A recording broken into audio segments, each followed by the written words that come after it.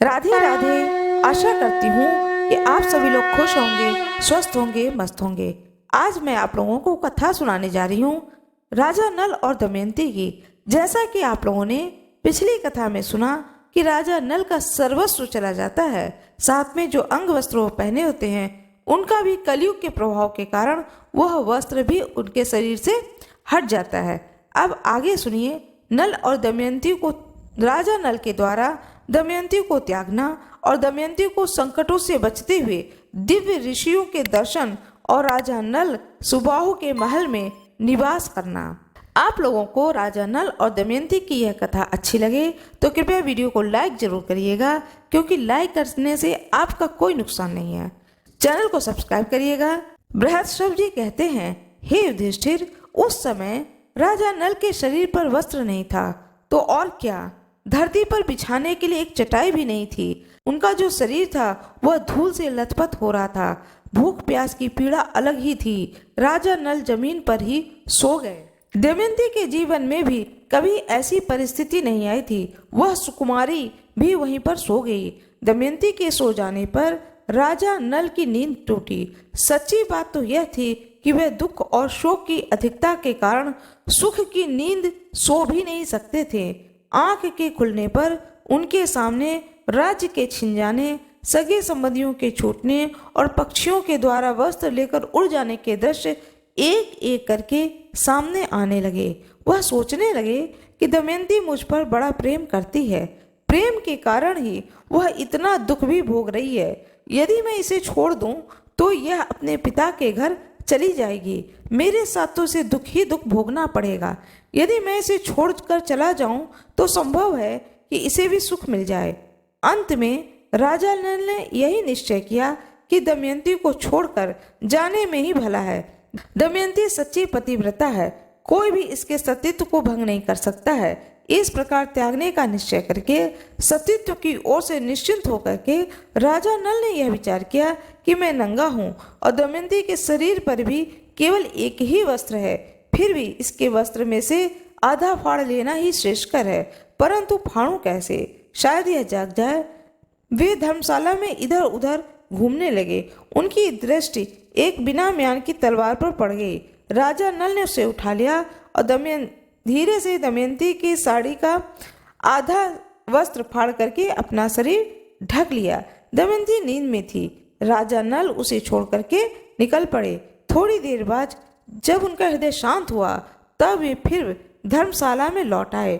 दमयंती को देख करके रोने लगे। वे सोचने लगे कि अब तक मेरी प्राण प्रिया अंतःपुर की परदेश में रहती थी, इसे कोई छू भी नहीं सकता था। आज यह अनाथ के समान अपना वस्त्र पहने धूल में सो रही है। मेरे बिना दुखी होकर के वन में कैसे फिरेगी। हे प्रिय, तू धर्मात्मा है, इसलिए आदित्य, वसु, रुद्र, अश्विन कुमार, पवन देवता तेरी रक्षा करें।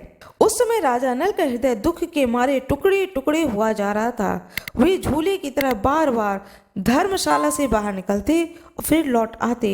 शरीर में कलयुग का प्रवेश होने के कारण बुद्धि नष्ट हो गई थी, इसलिए अंततः वे अपनी प्राण प्रिया पत्नी को वन में अकेला ही छोड़ करके वहां से चले गए।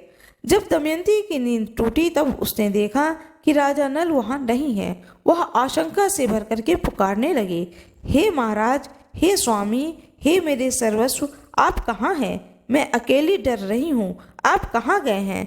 बस अब अधिक हंसी न कीजिए। मेरे कठोर स्वामी मुझे क्यों डरा रहे हैं? शीघ्र दर्शन दीजिए, मैं आपको देख रही हूँ। लो, यह देख लिया। लताओं की आड़ में छुपकर क्यों चुप होकर के बैठे हैं? मैं दुख में पड़कर इतना विलाप कर रही हूँ और आप मेरे पास आकर धैर्य भी नहीं देते हैं। हे स्वामी, मुझे अपना या और किसी का शोक नहीं है। मुझे केवल इतनी ही चिंता है कि आप इस घोर जंगल में अकेले कैसे रहेंगे। हे नाथ, निर्मल चित्त वाले आपकी जिस पुरुष ने यह दशा की है वह आपसे भी अधिक दुर्दशा को प्राप्त होकर निरंतर दुखी रहेगा। दमयंती इस प्रकार विलाप करती हुई इधर उधर दौड़ने लगी। वह उन्मत्त सी होकर के इधर उधर घूमती हुई एक अजगर के पास जा पहुंची। शोकग्रस्त होने के कारण उसे इस बात का पता ही नहीं चला। अजगर दमयंती को निगलने लगा। उस समय भी दमयंती के चित्त में अपनी नहीं राजा नल की ही चिंता थी। वे अकेले कैसे रहेंगे।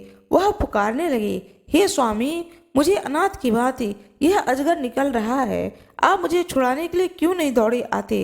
दमयंती की आवाज एक व्याध के कान में पड़ी। वह उधर ही घूम रहा था। वह वहां दौड़कर आया और यह देखकर कि दमयंती को अजगर निगल रहा है, उसने तेज शस्त्र से अजगर का मुंह चीर डाला। उसने दमयंती को छुड़ाकर नहलाया, आश्वासन देकर भोजन कराया। दमयंती कुछ कुछ शांत हुई। व्याध ने पूछा, सुंदरी, तुम कौन हो? किस कष्ट में पड़ करके किस उद्देश्य से यहाँ आई हो? दमयंती ने व्याध से अपनी कष्ट भरी कहानी कही। दमयंती की सुंदरता, बोलचाल और मनोहरता देख करके व्याध जो है वह काम मोहित हो गया। वह मीठी मीठी बातें करके दमयंती को अपने वश में करने की चेष्टा करने लगा। दमयंती दुरात्मा व्याध के मन का भाव जान करके क्रोध के आवेश से प्रज्वलित हो गई। दमयंती ने व्याध के बलात्कार की चेष्टा को बहुत रोकना चाहा, परंतु जब वह किसी भी प्रकार से नहीं माना तब उसे शाप दे दिया कि यदि मैंने निषद नरेश राजा नल को छोड़कर किसी और पुरुष को मन से भी चिंतन नहीं किया है तो यह पापी क्षुद्र व्याध मरकर जमीन पर गिर पड़े। दमयंती के मुंह से ऐसी बात निकलते ही व्याध के प्राण पखेरु उड़ गए और वह जले हुए ठूठ की तरह पृथ्वी पर गिर पड़ा। व्याध के मर जाने पर दमयंती राजा नल को ढूंढती हुई एक निर्जन और भयंकर वन में जा पहुंची। बहुत से पर्वत, नदी, नाले, जंगल, हिंसक पशु, पिशाच आदि को देखती हुई विरह के उन्माद में उसने राजा नल का पता पूछती हुई उत्तर की ओर बढ़ने लगी। 3 दिन 3 रात बीत जाने के बाद दमयंती ने देखा कि सामने एक बड़ा ही सुंदर तपोवन है। उस आश्रम में वशिष्ठ, भृगु और अत्रि के समान मित्रभोजी, संयमी, पवित्र, जितेंद्रिय और तपस्वी ऋषि निवास कर रहे हैं। वे वृक्षों की छाल अथवा मृगछाला धारण किए हुए थे। दमयंती को कुछ धैर्य मिला। उसने आश्रम में जाकर बड़ी नम्रता के साथ तपस्वी ऋषियों को प्रणाम किया और हाथ जोड़ करके खड़ी हो गई। ऋषियों ने कहा, स्वागत है कह करके दमयंती का सत्कार किया और बोले, बैठ जाओ, हम तुम्हारा क्या काम करें। दमयंती ने भद्र महिला के समान पूछा, आपकी तपस्या, अग्नि, धर्म और पशु पक्षी तो सकुशल है न? आपके धर्माचरण में भी कोई विघ्न नहीं पड़ता है। ऋषियों ने कहा, कल्याणी, हम तो सब प्रकार से सकुशल हैं। तुम कौन हो और किस उद्देश्य से यहाँ आई हो? हमें बड़ा ही आश्चर्य हो रहा है। क्या तुम वन, पर्वत, नदी की अधिष्ठात्री देवता हो? दमयंती ने कहा, महात्माओं, मैं कोई देवी देवता नहीं हूँ, एक मनुष्य स्त्री हूँ। मैं विदर्भ नरेश राजा भीम की पुत्री, बुद्धिमान, यशस्वी, वीर, विजयी, निषद नरेश महाराज नल मेरे पति हैं।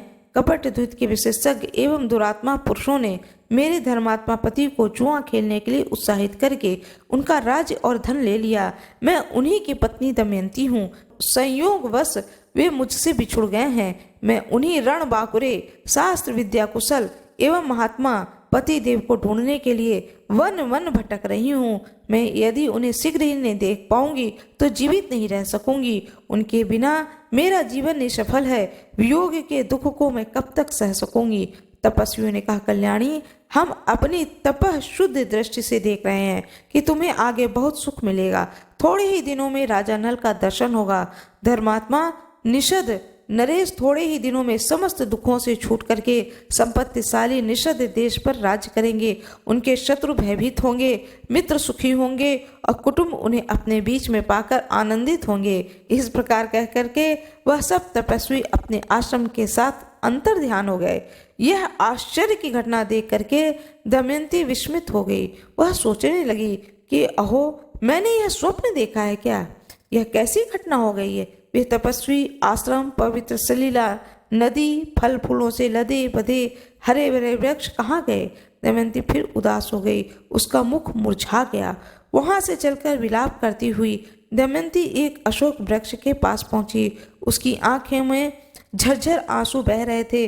उसने अशोक वृक्ष से गदगद स्वर में कहा, शोक रहित अशोक, तू मेरा शोक मिटा दे। क्या कहीं तूने राजा नल को शोक रहित देखा है? अशोक, तू शोक नाशक नाम को सार्थक कर दे। दमयंती ने अशोक की प्रदक्षिणा की और वह आगे बढ़ गई। भयंकर वनों में अनेकों वृक्ष, गुफा, पर्वतों के शिखर, नदियों के आसपास अपने पति देव को ढूंढती हुई दमयंती बहुत दूर निकल गई। वहां उसने देखा कि बहुत से हाथी, घोड़े, रथों के साथ व्यापारियों का एक झुंड आगे बढ़ रहा है। व्यापारियों के प्रधान से बातचीत करके वह यह जानकर कि व्यापारी राजा सुबाहु के राज्य चेदी देश में जा रहे हैं, दमयंती उनके साथ हो गई। उनके मन में अपने पति की दर्शन की लालसा बढ़ती ही जा रही थी। कई दिनों तक चलने के बाद वे व्यापारी एक भयंकर वन में पहुंचे। वहां एक बहुत ही सुंदर सरोवर था। लंबी यात्रा के कारण सब लोग थक गए थे, इसलिए उन लोगों ने वहीं पड़ाव डाल दिया। दैव व्यापारियों के प्रतिकूल था। रात के समय जंगली हाथी व्यापारियों के हाथियों पर टूट पड़े और उनकी भगदड़ में सबके सब व्यापारी नष्ट भ्रष्ट हो गए। कोलाहल सुनकर के दमयंती की नींद टूटी। वह इस महासंहार का दृश्य देखकर बावली सी हो गई। उसने कभी ऐसी घटना नहीं देखी थी। वह डर करके वहां से भाग निकली और जहां कुछ बचे हुए मनुष्य खड़े थे वहां जा पहुंची। तदंतर दमयंती ने उन वेद पाठी और संयमी ब्राह्मणों के साथ, जो उस समय महासंहार से बच गए थे, शरीर पर आधा वस्त्र धारण किए चलने लगी। सायंकाल के समय चेदी नरेश राजा सुबाहु की राजधानी में जा पहुंची। जिस समय दमयंती राजधानी के राजपथ पर चल रही थी, नागरिकों को यही समझा कि यह कोई बावली स्त्री है। छोटे छोटे बच्चे उसके पीछे लग गए। दमयंती राजमहल के पास जा पहुंची। उस समय राजमाता राजमहल की खिड़की में बैठी हुई थी।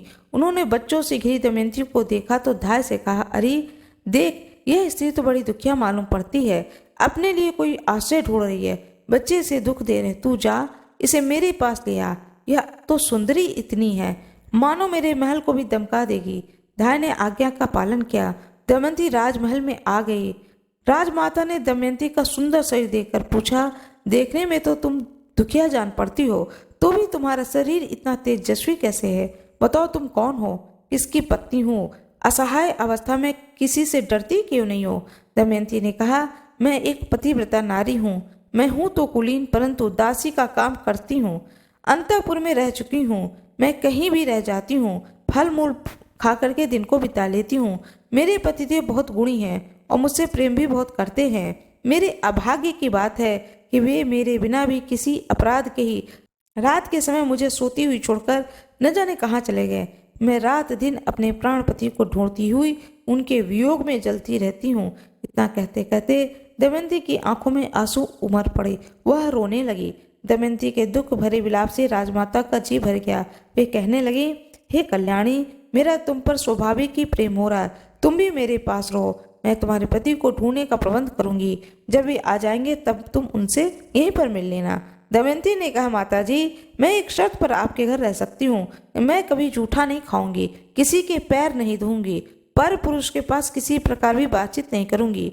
यदि कोई पुरुष मुझसे दुष्चेष्टा करे तो उसे दंड देना होगा। बार बार ऐसा करने पर उसे प्राण दंड भी देना होगा। मैं अपने पति को ढूंढने के लिए ब्राह्मणों से बातचीत करती रहूंगी। यदि आप मेरी यह शर्त स्वीकार करें तो मैं रह सकती हूँ, अन्यथा नहीं। राजमाता दमयंती के इन नियमों को सुनकर बहुत प्रसन्न हुई और उन्होंने कहा कि ऐसा ही होगा। तदंतर उन्होंने अपनी पुत्री सुनंदा को बुलाया और कहा कि बेटी देखो, इस दासी को देवी समझना। यह अवस्था में तुम्हारे बराबर ही है, इसलिए इसे सखी के समान राजमहल में रखो और प्रसन्नता के साथ इससे मनोरंजन करती रहो। सुनंदा प्रसन्नता के साथ दमयंती को अपने महल में ले गई। दमयंती अपनी इच्छा अनुसार नियमों का पालन करती हुई महल में रहने लगी। इस प्रकार से बुरे समय में भी अच्छे कर्म होने के कारण दमयंती को एक अच्छा आश्रय मिल जाता है। यह कथा आप लोगों को अच्छी लगी हो तो कृपया वीडियो को लाइक जरूर करिएगा, चैनल को सब्सक्राइब करिएगा, बेल आइकन अवश्य ही दबाइएगा। आप सभी लोगों का बहुत बहुत धन्यवाद।